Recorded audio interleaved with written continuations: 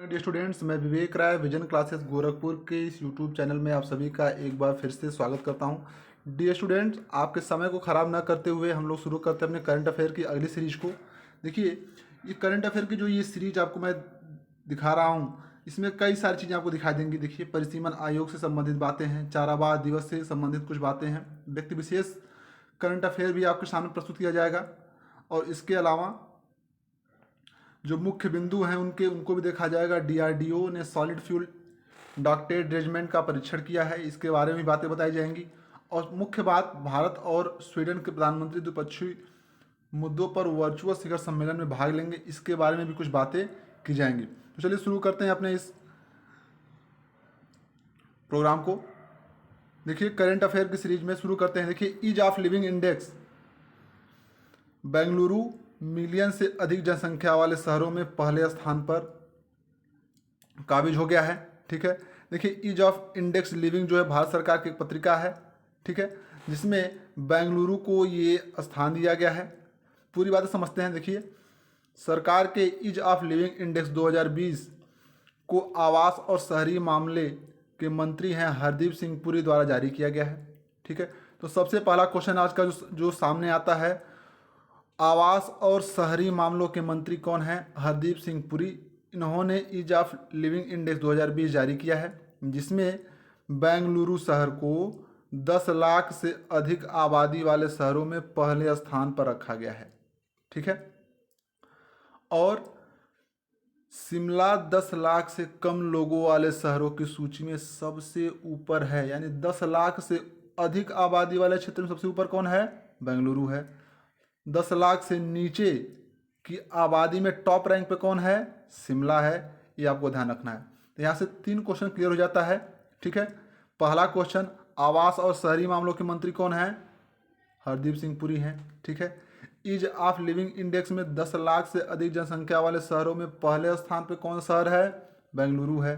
ठीक है, और 10 लाख से कम जनसंख्या वाले शहरों में टॉप लेवल पे कौन है? ये शिमला है।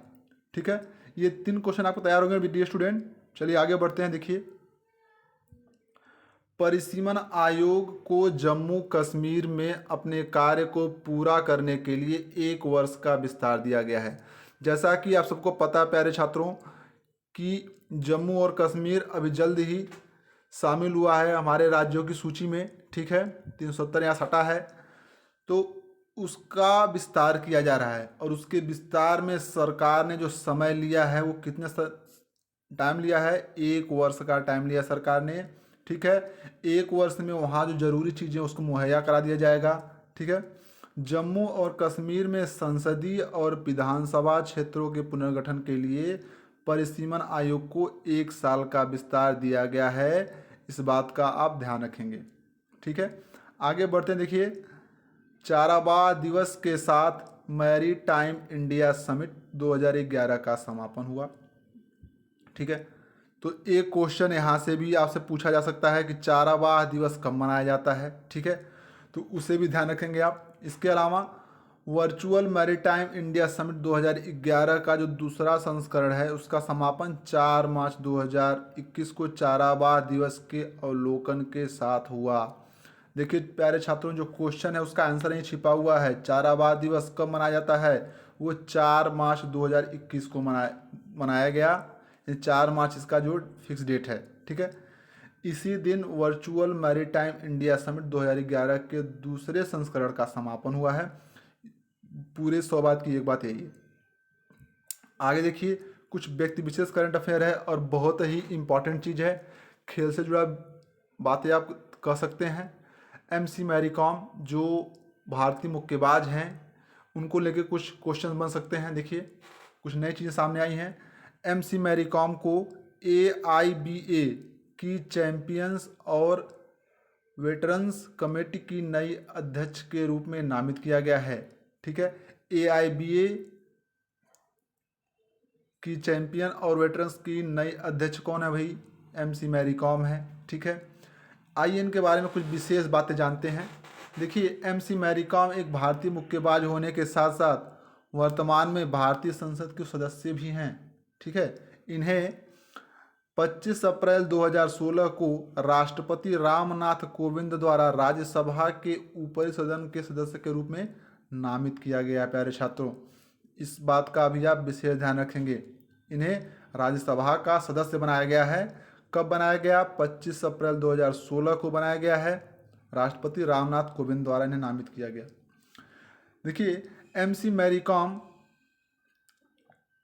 एकमात्र महिला मुक्केबाज हैं जिन्होंने पहले 7 विश्व चैंपियनशिप में पदक जीता है। प्यारे छात्रों, ठीक है, तो इस बात का भी आप विशेष ध्यान देंगे कि पहली महिला मुक्केबाज जिन्होंने 7 विश्व चैंपियनशिप पदक जीता है वो कौन है? MC मैरी कॉम है। ठीक है, थोड़ा सा इनके बारे में, पुरस्कार और सम्मान के बारे में बात देख लेते हैं। इनको कौन कौन से पुरस्कार सम्मान दिया गया है। देखिए, भारत सरकार द्वारा MC मैरी कॉम को देश का दूसरा सबसे बड़ा नागरिक सम्मान, तीसरा सबसे बड़ा नागरिक सम्मान और चौथा सबसे बड़ा नागरिक सम्मान इन्हें दिया जा चुका है।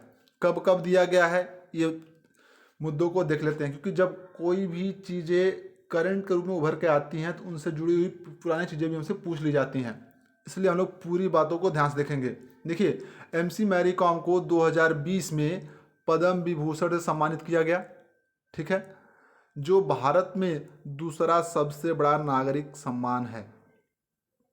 ठीक है, आगे बढ़ते हैं। देखिए, 2006 में उन्हें पद्मश्री से सम्मानित किया गया था, जो भारत का चौथा सबसे बड़ा नागरिक पुरस्कार है।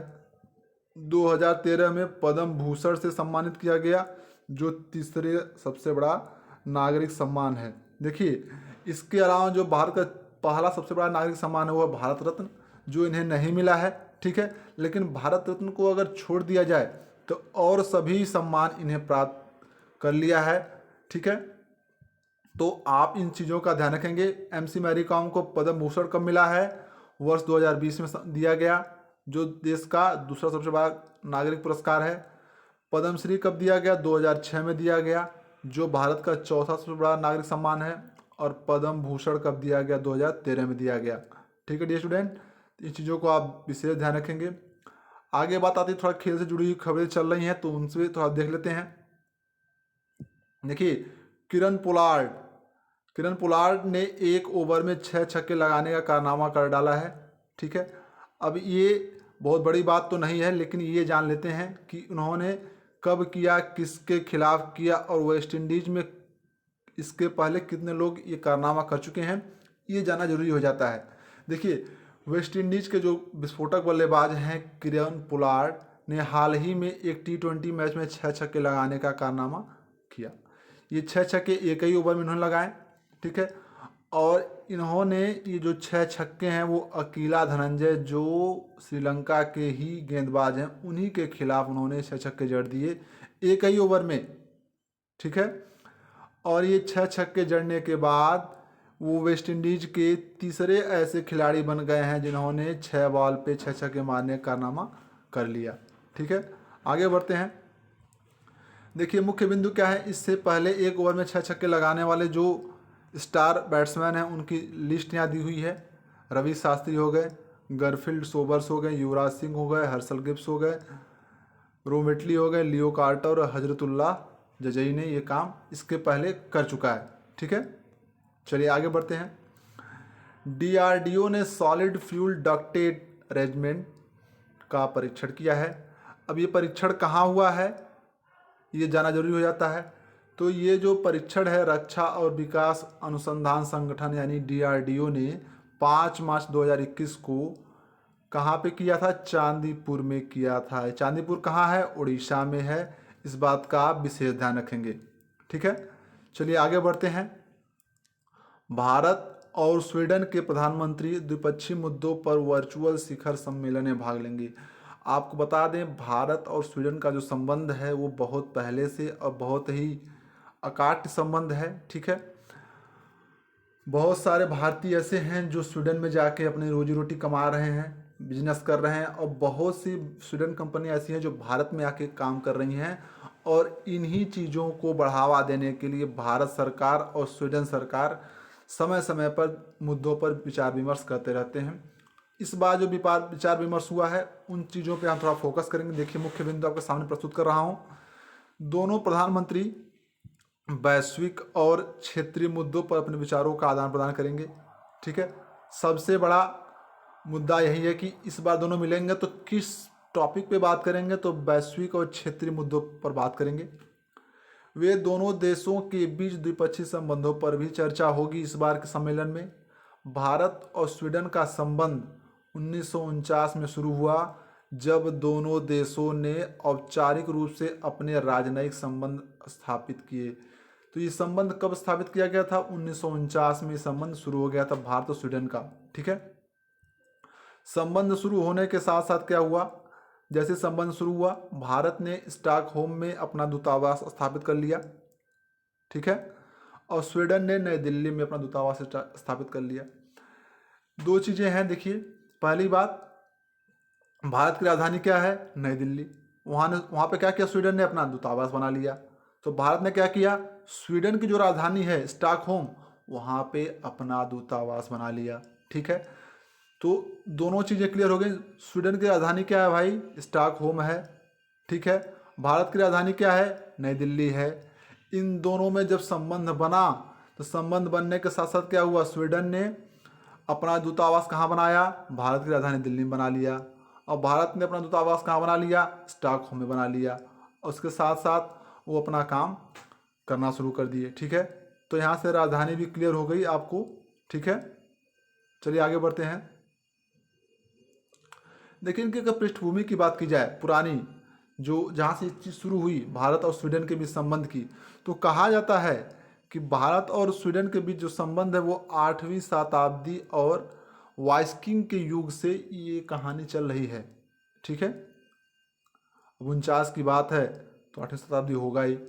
आगे बात करते हैं वर्तमान संबंध की। तो अगर वर्तमान में इन संबंधों पर चर्चा किया जाए तो बहुत विशेष चीज़ें निकल के आती हैं। देखिए, वर्तमान में लगभग 10,000 भारतीय नागरिक स्वीडन में रह रहे हैं और वहाँ काम कर रहे हैं। यानी कि स्वीडन, देखिए, जब एक देश का संबंध दूसरे देश से होता है तो सिर्फ खाद्य सामग्री और पैसे तक नहीं रहता है, वहाँ पे दोनों देश के लोग भी जुड़ जाते हैं और दोनों देश के लोग अपने अपने सीमाओं को पार करके देश के लिए काम करते हैं और संबंध को और ही मजबूत करते हैं।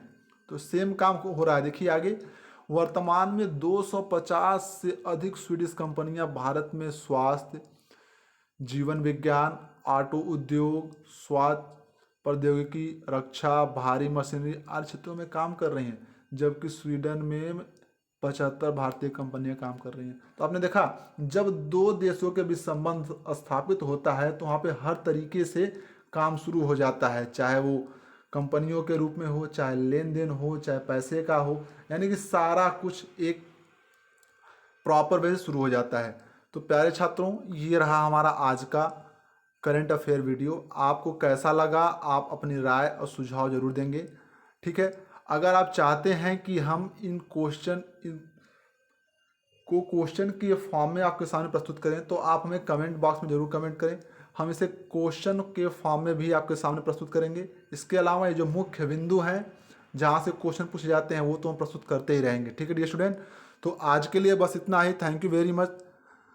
अगर आपको ये सारी चीज़ें अच्छी लगी हो तो चैनल को सब्सक्राइब करिए, अपने दोस्तों में शेयर करिए और हर सुबह की ये डोज आपके परीक्षा में उतनी ही कारगर हो जितना आपका परीक्षा आपके लिए है।